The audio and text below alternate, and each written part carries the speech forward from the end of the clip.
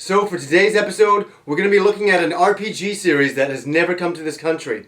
It almost did, but it didn't. And that is the Far East of Eden series. Here we go.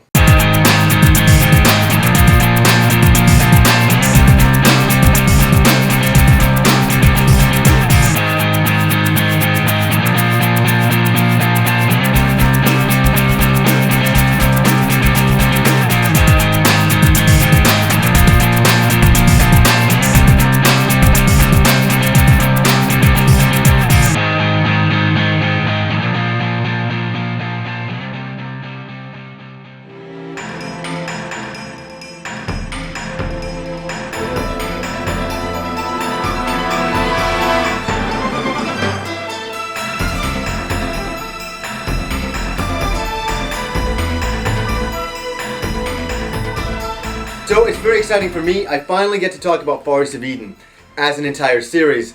It's known as Tengai Makio in Japan, and it's had a huge following since 1989. A following almost as big as, say, Final Fantasy or Dragon Quest. So it all began on the TurboGrafx back in 1989 with the first game, and that was Far East of Eden Zyria.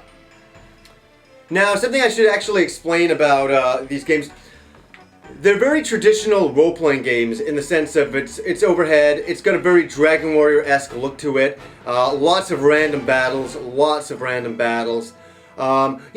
kind of thing where you go around the world, you find other members to add to your party, you buy weapons, upgrade them, all this kind of stuff, and continue on. It is very average in that respect, but why the series is so cool is, first of all, back in '89 when Zyria got released, it was competing against, say, the Super Famicom, but the Super Famicom could not do real voices and have orchestrated music like the Far East of Eden series. So that's where this series got elevated quite a lot more. Also, what I should say about the Far East of Eden series, it all takes place in the fictional country known as Japan, and obviously that's a play on the word Japan. So the first game, Zyria, was very, very popular, and the next thing we got was a sequel, and that was Far East of Eden Maru. And this is the game that really put this series on the map in Japan. Unlike the first game, Far East of Eden 2 really took advantage of the space with CD-ROM technology at the time, because CD-ROM technology for games at the time was brand new. And it was really, number 2 filled it up with voices, great music, all of that. Zyria did, but not as much as number 2 did. Number 2 really started to crank it and max it. So one thing Far East of Eden 2 did was introduce some characters that would become very, very popular in the series, actually leading into the third game in the series, which is one of my favorites, and it is my favorite video game character of all time. I think I've mentioned that, and that is Kabuki. And this game is called Kabuki Den. Now it's funny, Kabuki was such a popular character in number 2 that they actually gave him his entire own game with number 3. And it is wacky. Number 2 was, number 1 was very serious of a game. Number 2 had a few lighthearted moments because they introduced Kabuki. Number 3 was completely wacky when they introduced this character. And the reason why I like Kabuki so much is he's just a drunk womanizing character. He's just hilarious. And, he's got quite a fan following in Japan. Not as popular as, say, Mario or Sonic, but enough to make him one of my favorite video game characters of all time. Now, the first 3 games in the series were Turbo Duo only. And then came number 4, or it's actually known in Japan as Far East of Eden 0. And this came out on the Super Famicom and was a very big hit. And it's such a shame that we never got this game as well. It was very, very cool. Obviously, it didn't have the orchestrated music and the cutscenes of the Turbo Duo versions, but as a Super Famicom game, it was very, very, very good. Then in 1997, something very cool happened. Another system, another Far East of Eden, and it was Far East of Eden: The Apocalypse. One of the most interesting titles in the entire series. Okay, what's so unusual about this game is all the other games have taken place in Japan, a fictional, Japan setting. This game takes place in a fictional American setting. And that is it's just so unusual. I'll show you the map here just so you can get a kind of an understanding. Up here, right here, that's supposed to be Chicago. Alright, just so you can get an understanding of this. And down here, that's supposed to be like Mexico City. and all that. So this game is just so unusual. You're actually playing in an American world, but with a Japanese point of view. It's kind of like if the Japanese were to come to our country back in the day and just start naming things like, oh, I think that's where Alaska should be, and isn't that like New York City? It's a very unusual viewpoint on America, and I know they're having fun, but it's really, really strange stuff. But it makes for a really interesting RPG setting. One thing that is awesome about the Apocalypse Part 4 is the combat is all hand animated.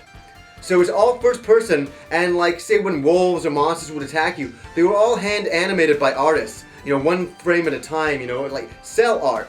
And depending on if you would attack or not, it would switch to another part of the animation cell. So if you killed it, it switched to that part of it dying. But it looked so cool, and it was very unique. You see this in a few other PC Engine, PC Engine FX types of games.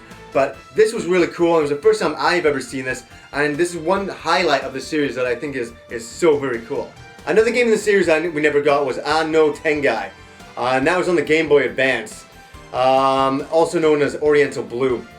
Pretty cool game, we just never got it. It doesn't live up to the rest of the series, but it's still, part of the series. So in 2005, they actually came out with Far East of Eden 3 on the PlayStation 2. And this game was in full 3D. It was quite a cool game. Now, it's funny that I say 3. As I say, this series, I've said these games in order of them coming out, but it is actually the third one in the series. And it was good.